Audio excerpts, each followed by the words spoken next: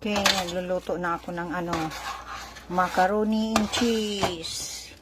Oops. Yan. Yan. Binagyan ko ng margarine, gatas, cheese. Yan. Ready nang kumain ng aking mga anak.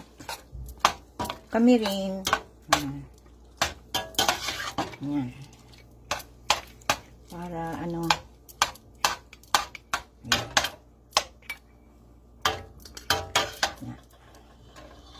Yan ang paggawa ko ng macaroni and cheese.